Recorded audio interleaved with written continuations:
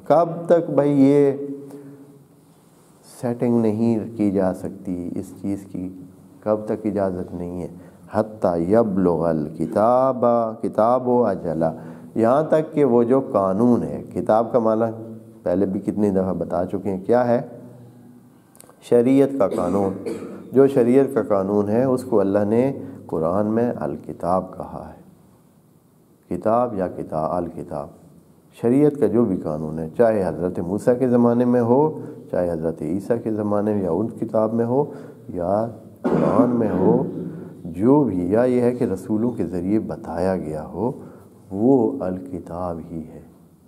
تو یہ جو قانون ہے یہ الکتاب ہے، یعنی قانون ہے، اللہ نے بتایا ہے 4 مہینے اور 10 دن کا قانون ہے، اس کے اجل تک پہنچنے تک، یعنی اپنی جو پوری مدت ہے وہ پوری ہوگی، اس کے بعد آپ بے شک طے کریں کہ یہ سلسلہ اگر آپ کرنا چاہتے ہیں تو کب ہونا ہے، کیسے ہونا ہے، اور اس کی جو طریقہ کار ہے۔ یہاں سے خدائے کریم پھر اس بات کی سختی کو کہ اس کو آپ ایک سادہ مسئلہ نہ لیں،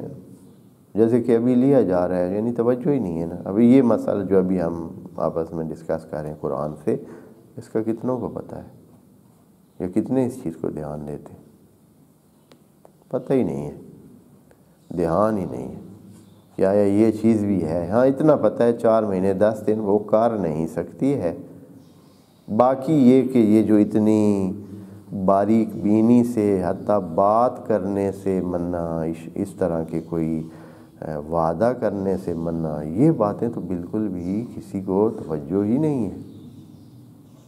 اور صرف یہ ہے بھائی اتنے تک جو ہے نا عملاً کچھ نہیں کرنا ہے، باقی سارے سلسلے جو ہے وہ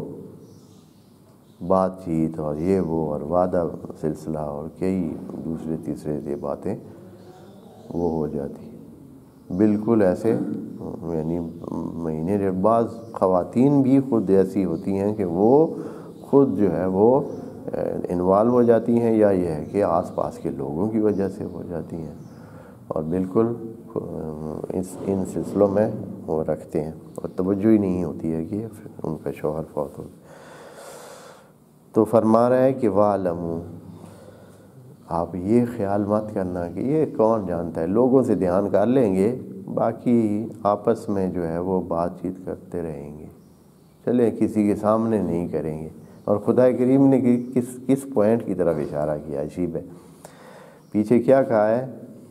کہ وَلَا تُوَاعِدُوهُنَّ سِرًّا، یعنی اس وقت تو موبائل نہیں تھے جب قرآن نازل ہوا، تو سرًّا یعنی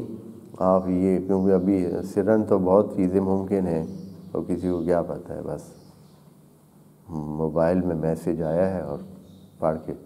ختم شد، کسی کو کانوں کان پتہ ہی نہیں چلا ہے کہ